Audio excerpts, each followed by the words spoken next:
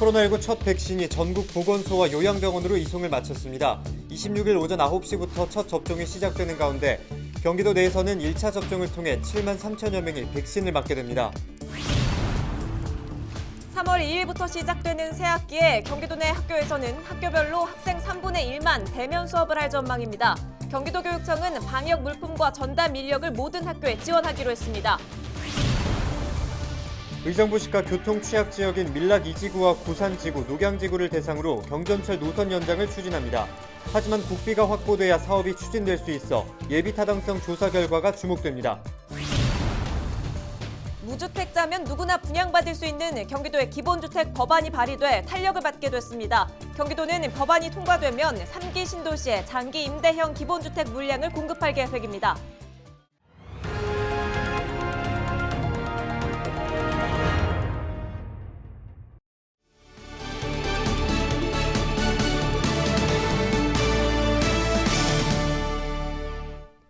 여러분 안녕하십니까? 헬로티비 나라뉴스입니다. 경기도의 코로나19 신규 확진자가 138명 발생해 누적 확진자는 23,102명으로 늘었습니다. 지역별로는 화성시가 22명으로 가장 많고 용인 19명, 부천과 김포 그리고 남양주가 각각 12명으로 뒤를 이었습니다. 사망자는 1명이 발생해 482명으로 늘었으며 치료병상 가동률은 55%, 생활치료센터 가동률은 56.9%를 기록하고 있습니다. 도내 임시선별검사소에서는 29명이 확진 판정을 받아 임시선별검사소 누적 확진자는 2,413명으로 늘었습니다.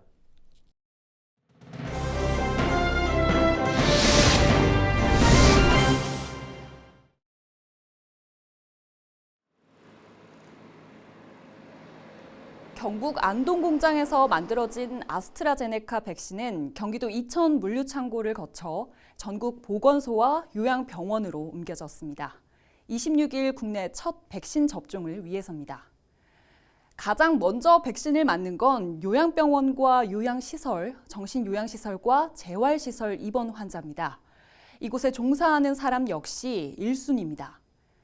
다만 65세 이상은 이번에 백신을 맞을 수 없습니다. 소아청소년이나 임산부도 임상 결과가 나올 때까지는 접종 대상에서 빠집니다. 이들을 제외한 1순위 접종 대상자는 모두 27만 명 정도입니다. 아스트라제네카 백신은 기간을 두고 2차례 맞아야 하는데요. 의사가 있는 병원은 병원에서 맞고 거동이 불편한 요양시설 환자는 의료진이 방문해 접종을 합니다. 상황에 따라 지역 보건소에서도 맞을 수 있습니다. 몸이 아파 백신을 못 맞는다면 며칠 뒤로 일정을 미룰 수는 있는데요. 이유 없이 접종을 거부하면 모든 접종 일정이 끝난 11월 이후에나 맞을 수 있습니다. 백신을 맞기 전에는 몸 상태가 건강한지 확인해야 하고요. 접종 이후에는 열이나 통증 같은 이상 반응이 나타날 수 있습니다. 가장 주의해야 할 증상은 아나필락시스입니다. 숨을 쉬기 어려울 정도로 극심한 알레르기 반응이 나타나는 건데 이런 증상이 있다면 119에 연락하거나 곧바로 의료진에게 알려야 합니다. 접종 부위의 통증이나 붓기는 차가운 수건을 접종 부위에 대거나 근육통, 피로감 등 전신 이상 증상이 있을 때는 진통제를 복용하는 것도 도움이 될 수 있습니다. 다만 알레르기 반응 등의 증상이 나타나거나 고열이 있는 경우에는 고열이 있어서 일상생활을 방해하는 정도로 심해지면 반드시 의료기관을 방문하여 진료를 받으셔야 됩니다. 국내 첫 확진자가 나온 지 1년 1개월 만에 백신. 1차 접종 대상자 90% 이상은 일단 맞겠다고 답했습니다. 반면 앞서 국내 한 여론조사에서는 접종을 미루겠다는 사람이 적지 않다는 결과도 나왔죠. 걱정은 있지만 전문가들은 이렇게 말하고 있습니다. 백신은 코로나19를 예방할 수 있는 가장 안전하고 효과적인 방법이다. 물론 백신을 맞더라도 거리 두기와 마스크는 필수입니다. 헬로티비 브리핑이었습니다.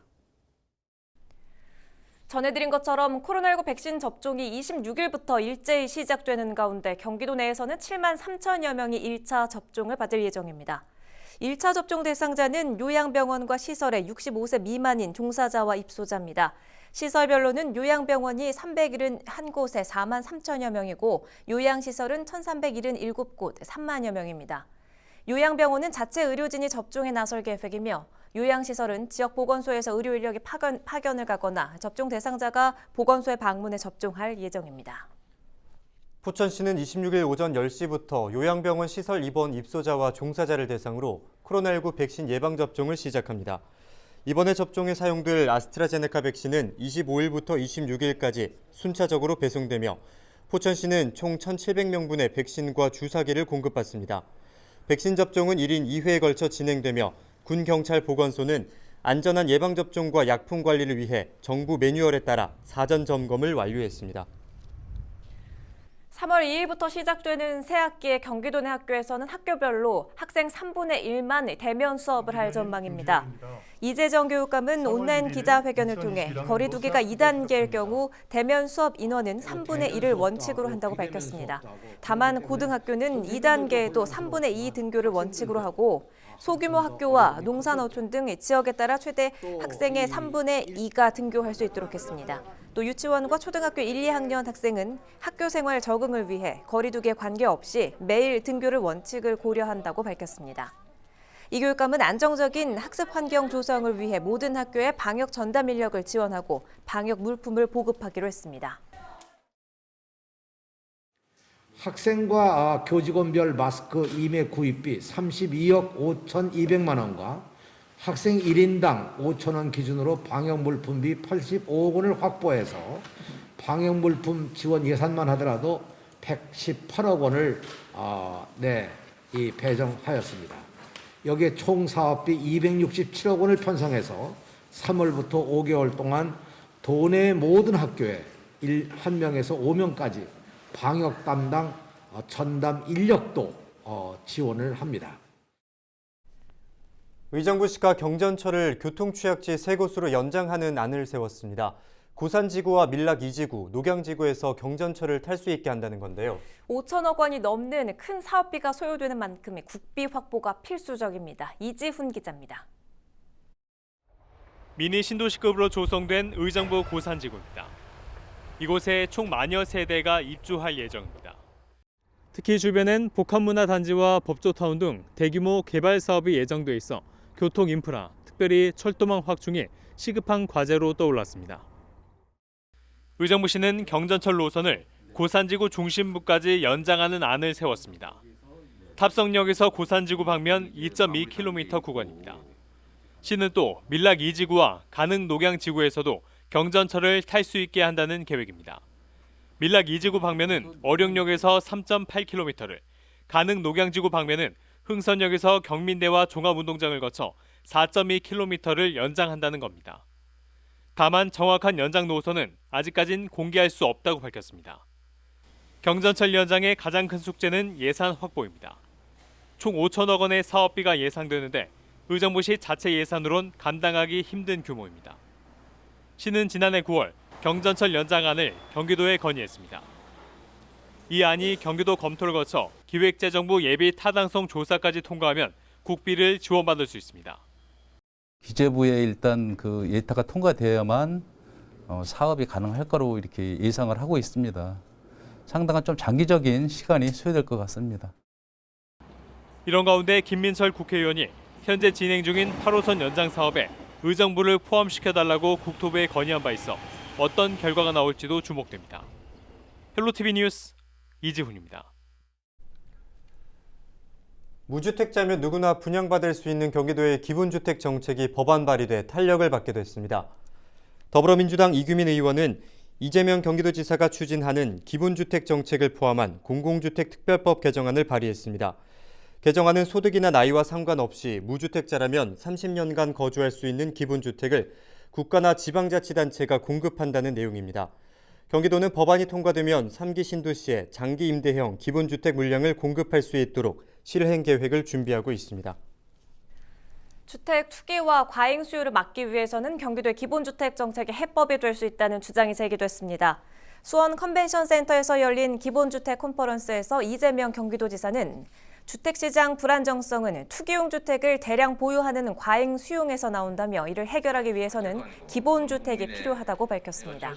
이 지사는 좋은 장소에 낮은 가격으로 평생 살 수 있는 주택을 공공 영역에서 구할 수 있으면 투기 수요는 사라질 수 있고 높은 집값 때문에 소비가 침체되는 현상을 막을 수 있다고 강조했습니다.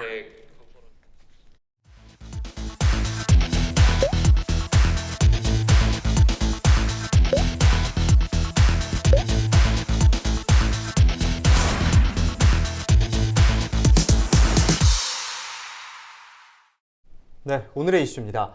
사회적 거리두기가 강화된 시국에서 좋은 문화 행사를 찾기가 쉽지 않은데요. 의정부 문화재단의 올해 첫 전시가 재단 누리집 등을 통해 재조명되고 있습니다. 의정부 문화재단의 2021년 신축년 첫 번째 전시인 20인의 어울림전이 재조명되고 있습니다. 의정부 지역을 중심으로 활동하는 이승현, 김숙희, 조영애, 김영미 등 중견 작가 20인의 서양화, 한국화, 문인화, 서예, 전통미술 작품 60여 점으로 구성되어 있는데요. 이번 전시는 의정부 지역 예술인들의 창작 활동을 지원하고 지역 예술 발전을 위해 기획됐습니다. 송현 작가의 작품에선 다시 일상을 찾을 수 있을 것이란 믿음이 그려져 있고 김명곤 작가가 그린 한낮 숲속의 계곡을 보고 있노라면 일상의 걱정이 잊힌다는 소감이 나옵니다. 의정부 문화재단은 이번 온라인 전시도 많은 관람을 당부드린다며 작년 지원 규모의 버금가는 예산을 통해 지역 예술인의 창작 활동에 힘을 보태겠다고 덧붙였습니다. 오늘의 이슈였습니다. 경기도의 2차 재난기본소득 신청률이 20여일 만에 1,000만 명을 넘기며 뜨거운 관심을 얻고 있습니다. 경기도가 발표한 재난기본소득 신청 현황을 보면 지난 23일까지 1,022만 명이 신청해 76%의 신청률을 보였습니다.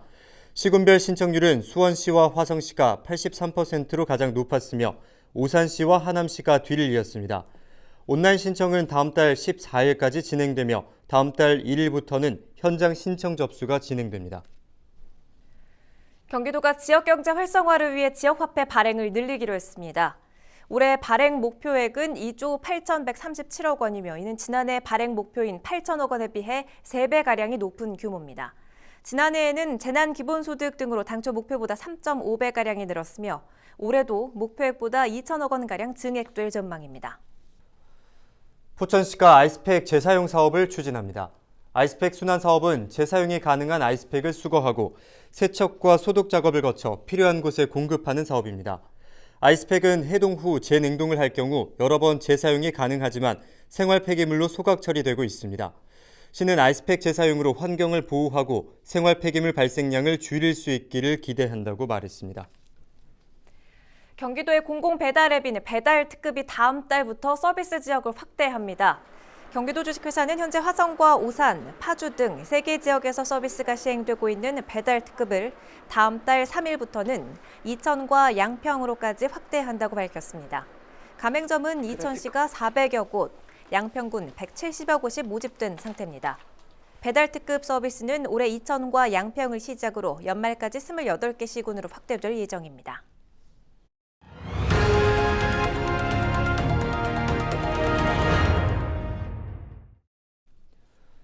경기도는 전국 최초로 승객의 탑승 대기 정보를 운전자에게 알려주는 경기버스 승차벨 서비스를 다음 달부터 시작합니다. 승차벨은 정류소에 승객이 기다리고 있음을 해당 노선의 버스 운전자에게 미리 알려주는 대중교통 정보 서비스입니다. 정류소에서 승객이 경기 버스 정보 앱으로 탑승 희망 노선을 검색해 승차벨 버튼을 누르면 되는데요. 승차벨 신청은 1회만 가능하며 다른 버스를 타려면 기존 승차벨을 취소해야 재신청이 가능합니다. 경기도는 앞으로 시행 효과를 판단해 시외 마을버스에도 서비스를 확대해 나갈 계획입니다. 의정부시는 2021년 경기도 시군 지역 특화 공모 사업에 최종 선정돼 5,460만 원의 사업비를 지원받게 됐습니다. 올해 의정부시는 지난해 대비 2배 이상의 사업비를 확보해 시 환경에 맞는 자체 육성 프로그램을 운영할 계획입니다. 특히 지역 특화 사업을 통해 지역 주민과 함께 할 수 있는 상생터 사업, 코로나19 시대 언택트 홍보를 위한 동영상 제작 사업 등을 추진해 나갈 계획입니다.